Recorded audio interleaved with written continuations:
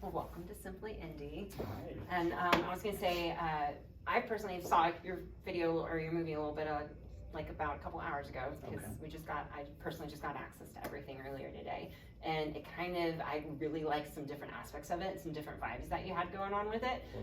But I was going to say, for the people that don't know, go ahead and tell us a little bit about yourself, For sure. what your film's called, and a little bit of everything, like a little bit of that, yeah.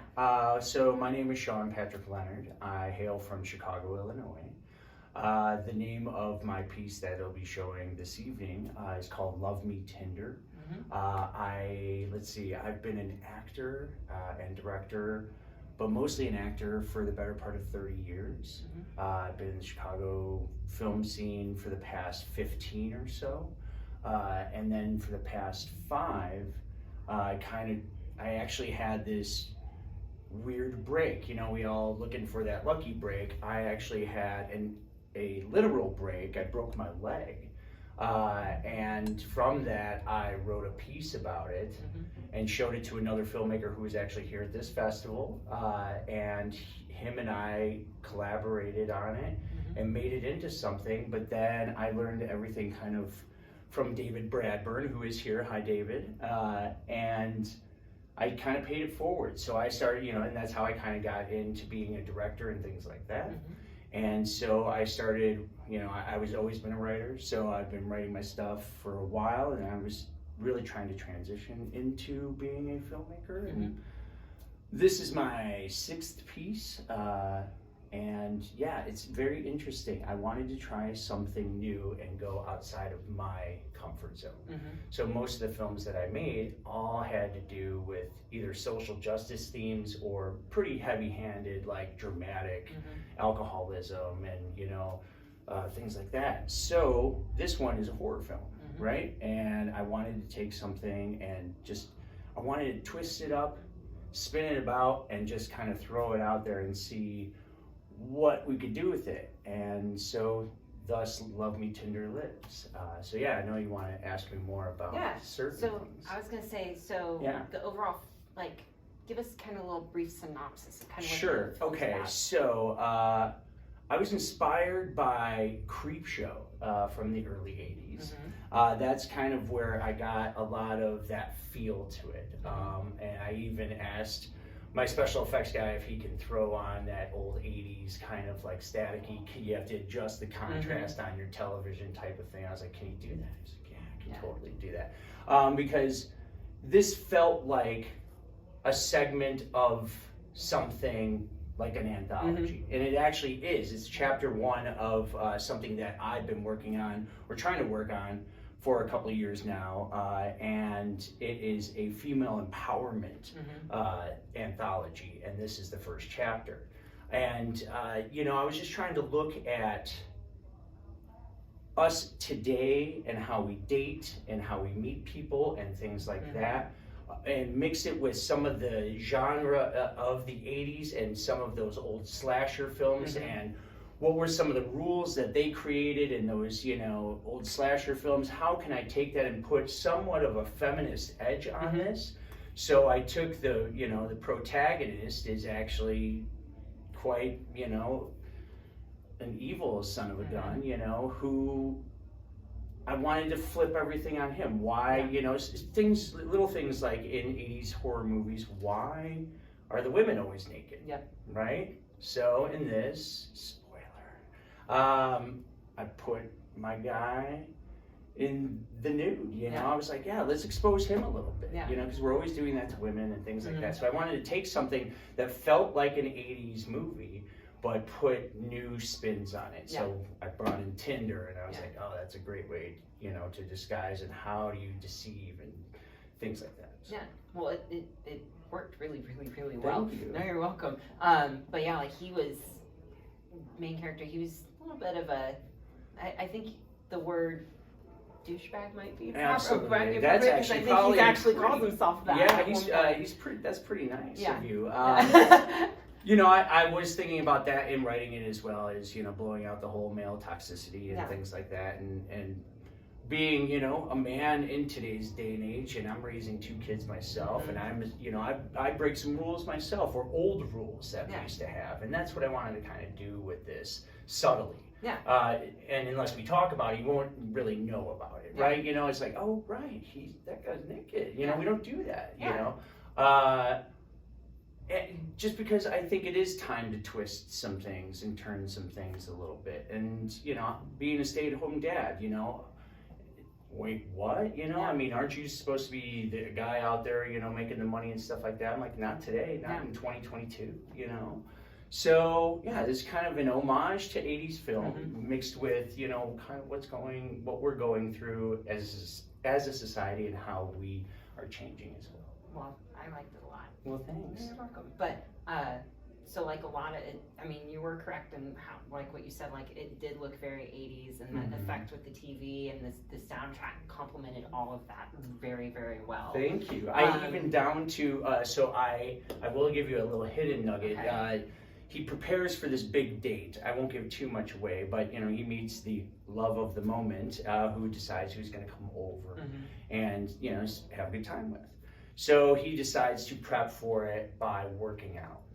And I decided, man, what was a good workout, you know, outfit? And I was like, oh, Johnny Depp from Nightmare on Elm Street when he gets swallowed by Freddy Krueger. So I like looked it up and everything, and I designed that whole workout outfit with the, you know, the half shirt and everything, like the crop top and stuff. I was like, that is my ode to, you know, Wes Craven and stuff like that. So, you know, even those little subtle nods, I try to, you know, splash in there as well. So I was definitely thinking about it at all times. Yeah, all worked very well. Thanks. But basically, like, what do you hope the audience kind of takes away from all of it? You know, it is a morality tale, you know, so it's about the sanctity of marriage and things like that. I threw in some splashes of Poe and the Telltale Heart, you know, and trying to say that, I don't know, you know, like, careful what you do, especially if you do it in dishonest ways. But sometimes, you know, people are looking out for each other, especially women. And this is one of those pieces where women are looking out for each other, even if it's from the beyond, you know, kind of thing. So, yeah, that's, you know, that this is a feminist piece. It's my 80s, you know, homage, but it's a feminist piece, basically.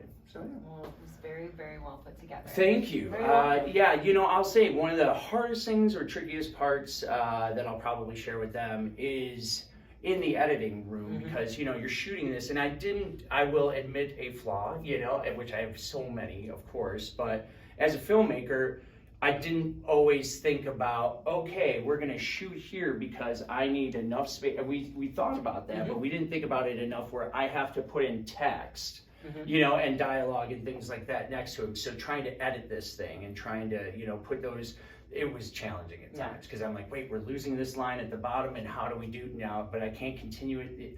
So it's one of those you'll have to see. It's hard for me to explain right now, but trying to play with technology today and just letting an actor act was an absolute challenge, because he's, you know, we didn't do it, but we did do it. You know, nowadays they hold a tennis ball, and so it represents a dinosaur or something like that, and then you'll act to the dinosaur. Well, with this, I had to basically, you know, read offline and stuff like that, because this guy was acting with nothing. He can't see the bubbles next to him. He can't, you know, he's just kind of having this fake relationship. So his subtleties in the way that he could really portray Nick and really let him see this toxic masculinity. He's, you know, I can't say enough about Mickey O'Sullivan. What an amazing actor, great performance in this, you know, like he really brought it out. And it would come down to the note literally of like, if I turn the dial, okay, if you're on a 4 right now, give me 7 of your male toxicity, you know, give me a 9. And he would just, sometimes he'd really go for you. Okay, now back to 6. But he's just such a invested actor, you know, and just, of course, the opposite in real life that he portrays in this movie. So he's really good at his job. And so that made my job a lot easier, you know, because we were trying to figure out all of these challenges of, a house and how we're going to set this up in basically one room, but also make it interesting and shoot from certain angles, and what angles can we use. and we're gonna have to basically mat it in such a way where we can put dialogue. So we're gonna have to shoot in a lot of master shots and things like that. So can we do that, and how wide can we go? So a lot of challenges taught me so much. And I think just finishing it for me was such a thrill, because I was like, oh, there's some sense of closure, but there were so many obstacles to get to the finished product. So it was one of those like, oh, I made it. How long did it take for you to go from start to finish? Well, we shot it in, I believe it was late summer of 2019, and then we got into the editing bay and stuff like that. My editor lives I'm from Chicago, like I said, but he lives up in Wisconsin.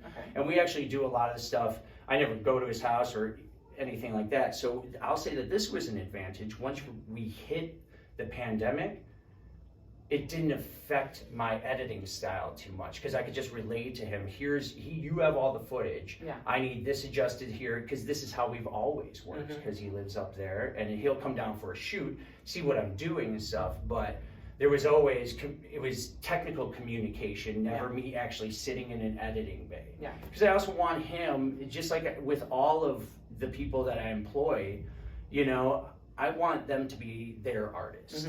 And I trust them. I've always admitted, like, I'm only, the leader of this because I can get people together. And I know that I can say to you, I'm gonna let you do your job. I don't need to, say it has to be my way, right? And that's why I think I'm effective, but that's also what makes you effective, super effective. And for him, he's just like, oh, I get to play with this. And so it was a challenge, because then when we threw in the special effects, he's like, okay. So it was another puzzle of trying to, how do we figure out the cut to make it make sense and keep the pacing strong and things like that. So lots of challenges. And I sometimes can't believe I got through it, because I was just like, then we were dealing with a pandemic, and I'm like, how do I finish this? And, dealing with something we've never dealt with before. So, I'm so excited. This is my first in-person festival in quite some time. So to be showing this in front of an audience, I'm sure there's going to be a lot of emotions tonight for me. Just, to see that it's played, on some online ones and stuff like that.